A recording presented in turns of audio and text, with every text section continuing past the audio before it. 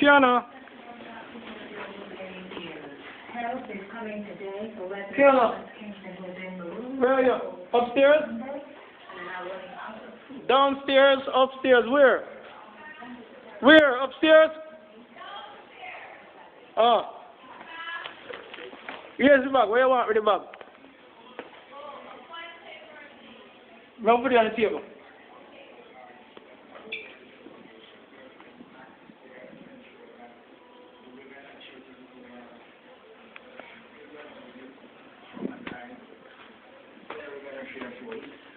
We know that someone here, pastors are going to be going in with us to take the food stuff and have a distribution.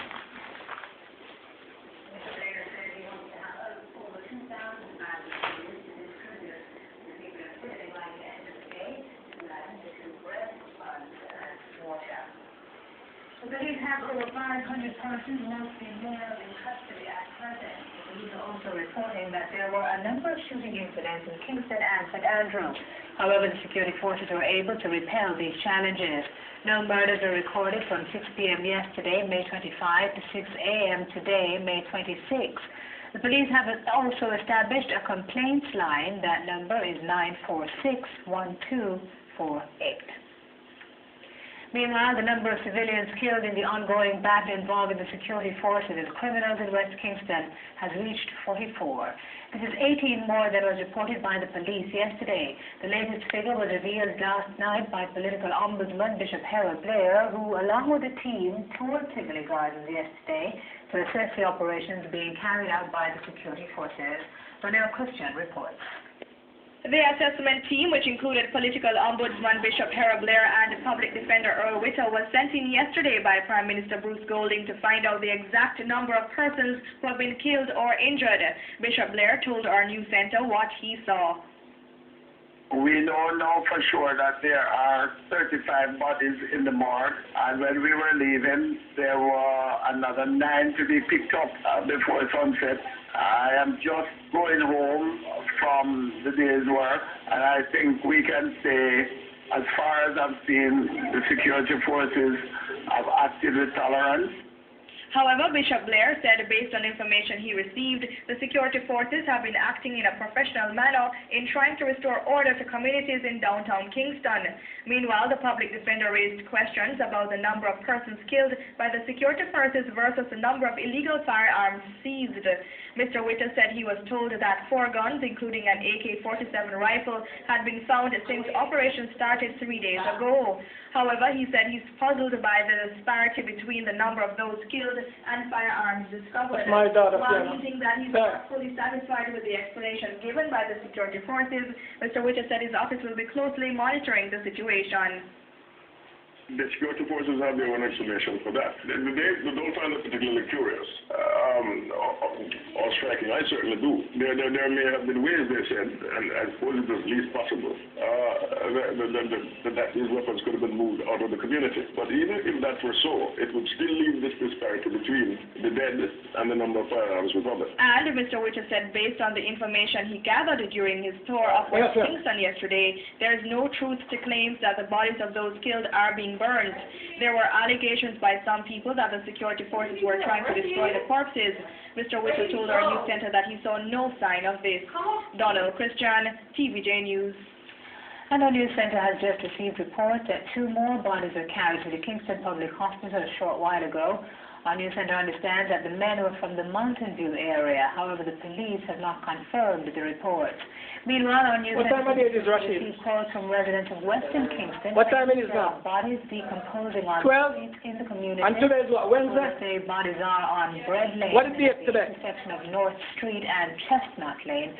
People called from Mountain View and Tevoli Gardens. And the man who brought the state to its knees is still at large this afternoon. For the 3rd consecutive day, police and soldiers are continuing their massive operation in West Kingston in search of Christopher Dudas Coke.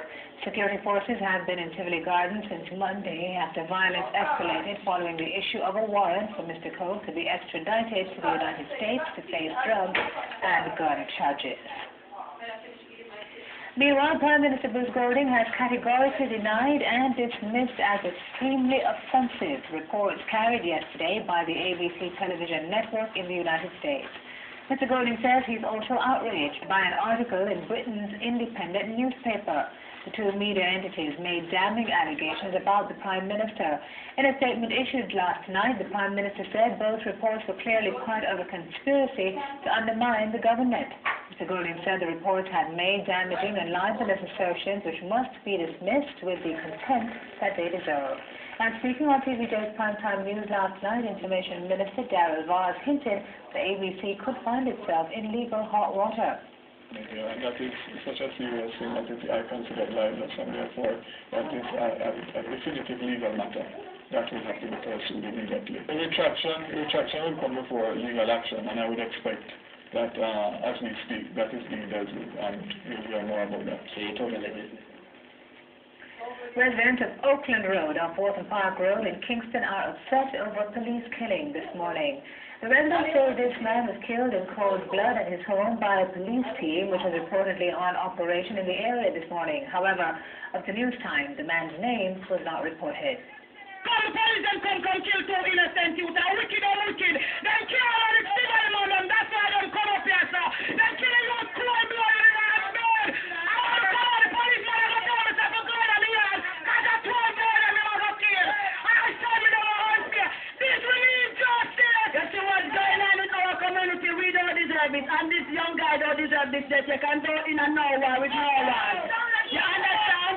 And we need justice around here. The police try to flush out criminals from other communities in the corporate area. The High Command is appealing to members of various gangs to turn themselves in. A list released last night by the High Command identified 23 men who are being sought. They're said to be members of gangs located in the Gold Street area, Southside, Matthews Lane, Fletcher's Land, Rema, Rosestown, Backbush and Mountain View Avenue, Almond Town, 2 Miles, Hermitage, Tavern Drive, Turfpen, and Shelter Rock. Among the persons of interest are Marlon Bennett, otherwise called Pastor, who is said to be located in the 2 Miles area, Ricardo Winter, also known as Government of the Stinger Gang in Maxfield Avenue, Oswald Kemp of Backbush, Horace Ramsey, also known as Puggle of Southside, Kareem Allen, also called Tavar of Gold Street, Michael Lewis Phillips, also called Vicky, and Kevin Matthew, otherwise called Foreign, both of Matthews Lane.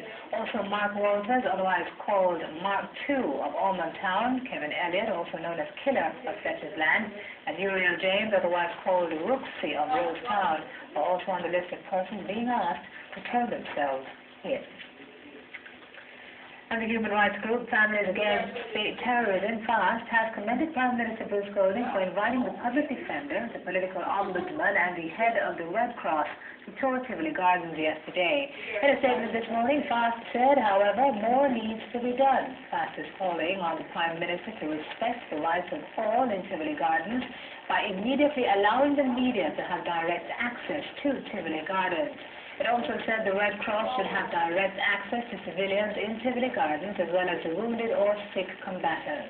FAST is also urging the Prime Minister to allow attorneys direct access to persons held in the Tevoli Gardens holding area. It said it also hopes to find out more about the disparity between the 4 weapons found so far and the 44 civilians reportedly killed. Meanwhile, the Press Association of Jamaica, PAJ, said it is disturbed about the reports of threats being made on members of the media fraternity. In a statement last night, the PAJ said these threats come amid the growing standoff between the security forces and hoodlums in sections of West Kingston. It further stated that attacks on members of the press are an attack on democracy, a very important pillar upon which our society is built. The PAJ urged members of the media to be very careful while they discharge their duty of informing Jamaica on every aspect of this developing story in an impartial and professional manner. The PAJ also urged members of the public to show support to all journalists at this time and to frown at any threat or incident that is geared towards preventing media practitioners from doing their work. All schools in Kingston, including infant, basic, primary, all-age, junior high, and high schools, will remain closed today. The Ministry of Education is also advising that schools in St. Andrew and St. Catherine, as well as other areas being affected by violence, should also remain closed. Principals of affected schools that will have to remain closed are being advised to make contacts with their regional directors. The closures will remain in effect until normality is restored to the affected areas. And the Jamaican Urban Transit